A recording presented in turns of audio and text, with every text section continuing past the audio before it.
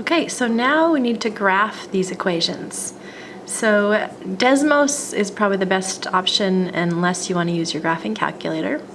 So let's graph the downtown function here. Let's go over to Desmos. Type your equation in there, and then we'll need to change the x-axis a little bit because it's a little bit, it automatically scales way out. So click on the tools bar there, and this screen pops up, and change this to like -60 to 100, the x-axis there, and then we'll be able to see the function a lot better. You'll also need to scroll in or out using these plus and minuses there.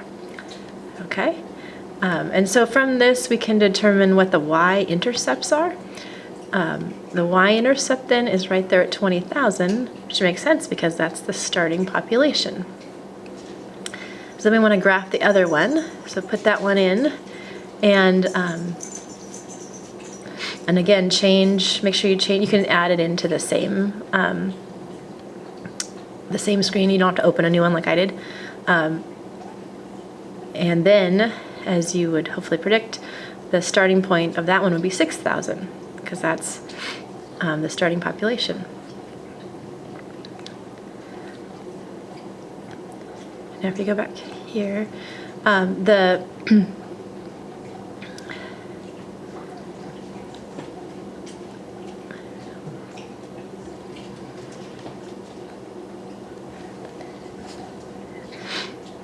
your book says, describe how you would determine the y-intercept of each function using just the formula. So you can just use the formula by noticing it's the coefficient of the whole equation. So it's like the a, if you're using this form, a equals b to the x. And now it allows us to figure out when the downtown population will be half of what it is now. So downtown's the one losing population. So what you can do is go over to 1,000 or 10,000 on your graph, and then scroll, kind of trace over that y equals 10,000 line, and click on the curve. And if you hold it down, it'll show you that the x-intercept there is about 46. So it's about 46 years. Okay. And then they asked the same question about the other town, when will it double? So that would be, if it started at 6,000, that would be at 12, which would be, I'm going to zoom out. No, I'm going to zoom in. So 12,000 would be, these are 2,000 each, so it'd be right along here. So trace along here, and then click on your graph at about 12,000, and you should get about 38 years. Okay, and so you can record those in your workbook. About 38 years, and you can round off. That's fine.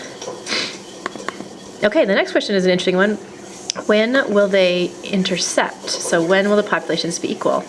So if you had put them both on your graph together, you would already know that, which you may have done that already.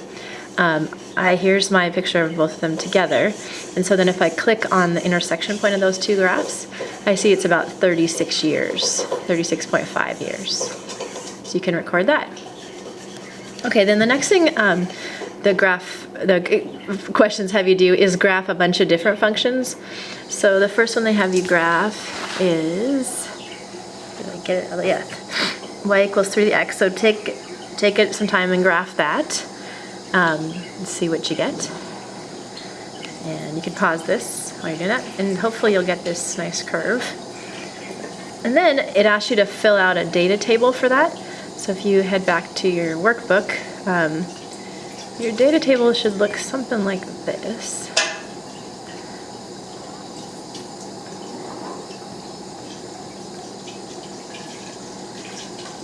And so what you do to fill out this data table is you take -2 and you put it in your equation. So 3 to the negative 2 power, 3 to the 2 power would be 9, but negative means it's in the denominator, the 9's in the denominator, so it becomes 1 over 9. And same with this. So then 3 to the negative 1 power is 3 to the 1 power, that's 3. But because it's a negative exponent, it's in the denominator, so 1/3. And 0, anything to the 0 power is just 1. 3 to the 1 power is 3. 3 to the 2 power is 3 times 3, that's 9. And 3 to the 3 power is 3 times 3 times 3. So that's 27. So, and then it asks you to find the x-intercepts. It actually never intercepts the x-axis, and that's called a horizontal asymptote, meaning a line it never crosses. And its y-intercept is at 1, right there on your graph. In asymptote, that's that word, makes y equals 0. Domain means what are all the values that work for this function for x. And it goes in both directions forever. So it'll go all the way up here forever and all the way up there forever. So domain is all real numbers. And the range is how the y values vary. So they vary from 0 on to infinity. So you'd say everything for y is greater than 0.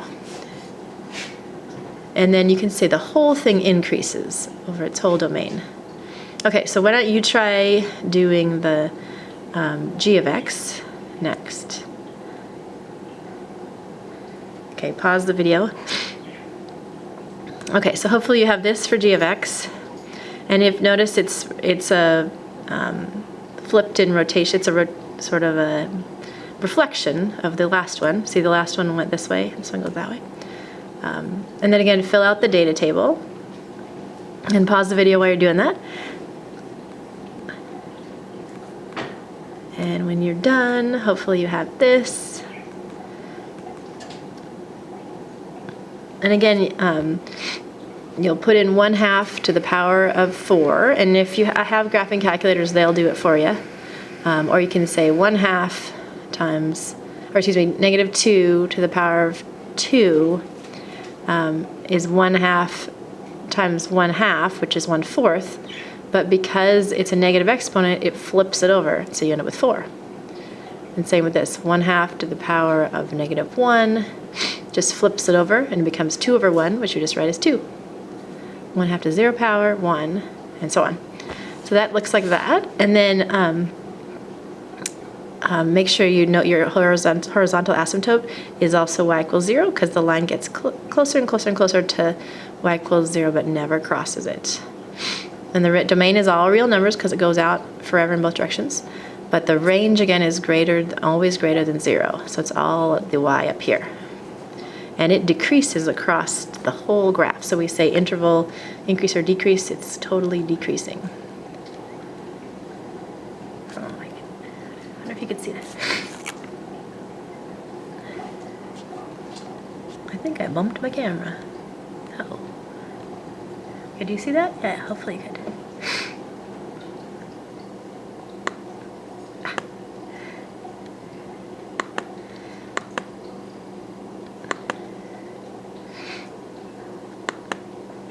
Okay, and now graph the next one, which is 5 times 2 to the x. It'd be great to make a prediction before you do this.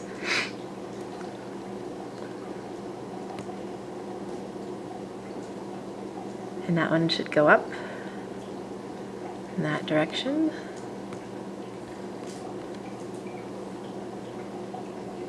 And again, it's increasing across the whole domain, and it's never crossing y equals 0, so you can say the asymptote is y equals 0. Okay, and now make a prediction of what you think this negative 4 thing will look like. And hopefully you'll predict that it is upside down, because it's negative.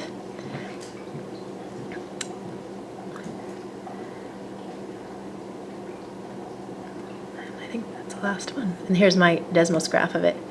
Looks just like that. And if you're wondering where the intercepts are, Desmos marks the y-intercept, so you can click on it and it will show you the y-intercept like that. Okay, great job.